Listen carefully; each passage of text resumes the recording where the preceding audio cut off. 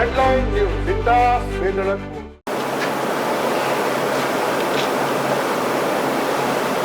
13 number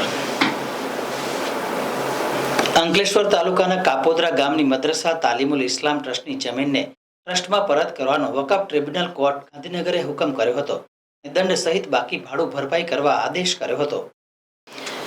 Gujarat રાજ્ય વકફ board Gandhinagar દ્વારા અંકલેશ્વરના કાપોદ્રા ગામના ટ્રસ્ટમાં આવેલ જમીન જેનો સર્વે નંબર 205/અ છે તે જમીન પૈકીની 41,205 ફૂટ જમીનને ભાડાપટ્ટે આપવાની મંજૂરી આપી હતી. ઉપરોક્ત જમીનને ભાડાપટ્ટે લેવા માટે ગામના જ એક વ્યક્તિએ ટ્રસ્ટમાં અરજી કરી હતી. આ જગ્યા ભાડે રાખનાર વ્યક્તિને આ જ જમીન પૈકીની 70,000 ફૂટ જગ્યા પહેલા આપી હતી અને તે જમીનનું ભાડું ₹12 લાખ અને વકફ કાયદા મુજબની થતી સુરક્ષા અનામત રકમ ₹18 લાખ બાકી હોવા છતાં ટ્રસ્ટીએ 41,205 ફૂટ જમીન ગેરકાયદેસર રીતે વકફ બોર્ડના નિયમ વિરુદ્ધ જઈને 22 વર્ષ માટે માસિક 25,000 થી ભાડે આપી દીધી હતી.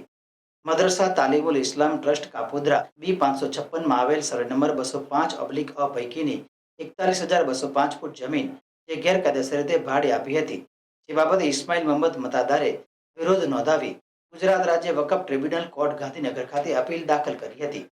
જેનો હુકમ આવતા ટ્રિબ્યુનલ કોર્ટે ટ્રસ્ટની જમીનને ટ્રસ્ટમાં પરત કરવાનો તેમજ ભાડે રાખનાર વ્યક્તિને બાકી ભાડું સુરક્ષા અનામત રકમ 18 લાખ, જીપીસીબીની ₹25 લાખની માટી ખોદાણ અંગેની પેનલ્ટી અને મહેસૂલની રકમ 15 દિવસમાં ભરવાનો હુકમ કર્યો હતો.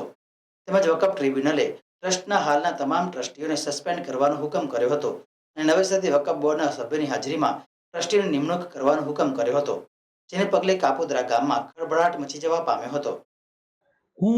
મારું નામ ઇસ્માઇલ મતદાર છે, રહેવાસી અંકલેશ્વરનો રહીશ છું, પરંતુ મૂળ મારું ગામ કાપોદ્રા છે, જેના 2 ટ્રસ્ટ છે અને એ બંને ટ્રસ્ટમાં હું આજથી 6-1 વર્ષ પહેલાં હું 5 વર્ષ ટ્રસ્ટી તરીકે રહી ચૂક્યો હતો અને હાલમાં એઝ એ નાગરિક છું.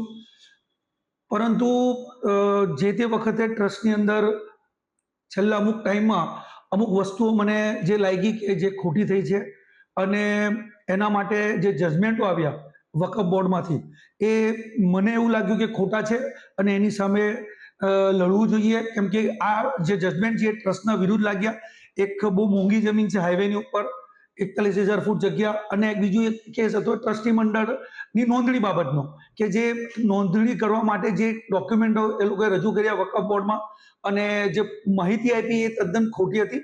તો એની અંદર થોડું મારા નામ ઉપર લાંછન ઉઠતું હતું. એ ડોક્યુમેન્ટ છે બધા મારી પાસે. તો મેં કીધું કે લોકોના મનમાં કોઈ ગેરસમજ ઊભી થાય તો એટલા માટે મારે આ કેસ ટ્રિબ્યુનલમાં લઈ જવો પડ્યો અને વકફ ટ્રિબ્યુનલ સાહેબે, જજ સાહેબે બંને કેસની અંદર જજમેન્ટ મારા ફેવરમાં આપ્યું છે. 41,000 ફૂટ જગ્યા સંસ્થાને પરત આપવા માટેનો હુકમ કરી દીધો છે, એટલે ટ્રસ્ટને બહુ મોટો ફાયદો થયો છે. હવે ટ્રસ્ટ ધારે ત્યાં સારા ભાવમાં એને ટ્રસ્ટ ભાડેથી આપી શકશે.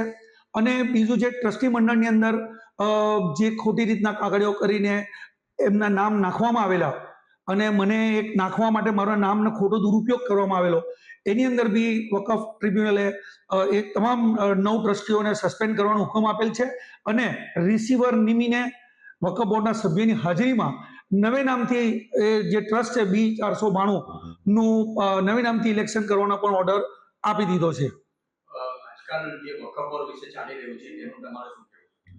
હવે વકફ બોર્ડની અંદર તો એવું છે કે જેટલા લોકો એટલું મોહ હોય છે, સત્ય ડોક્યુમેન્ટ પર આધારિત હોય છે, લોકોના કહેવાથી કશું થતું નથી અને જે ડોક્યુમેન્ટ હોય એની ઉપર જ ટ્રિબ્યુનલ ચાલતું હોય છે અને એના આધારે જ હું ચાલ્યો છું ને મને જીત મળી છે.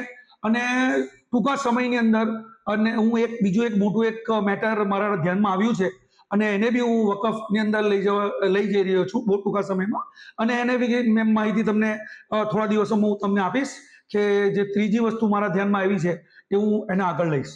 અને આ તમારા માધ્યમથી તમે જે સવાલ કર્યો એનો જવાબ એટલો આપીશ કે જે લોકો જે વાતો કરે છે, વાતો કરવાથી કશું થતું નથી, તમારે એને લડવું પડે. તમે અગર તમને લાગતું હોય કે ઇસ્માઇલ મતદાર રોંગ છે તો તમે વકફમાં જાઓ, તમે કોર્ટનો સહારો લો, તમે ડોક્યુમેન્ટ સાથે પ્રૂવ કરો, તો મને કોઈ વાંધો નથી. પણ એના માટે બોલવાથી કશું નહીં થાય. ડોક્યુમેન્ટરી પ્રૂફ આપીને તમારે કોર્ટમાં કેસ કરીને સામેવાળાના ખોટો પુરવાર કરવો પડે, જેમ મેં 2 કેસમાં કરી બતાવ્યું છે. Thank you so much.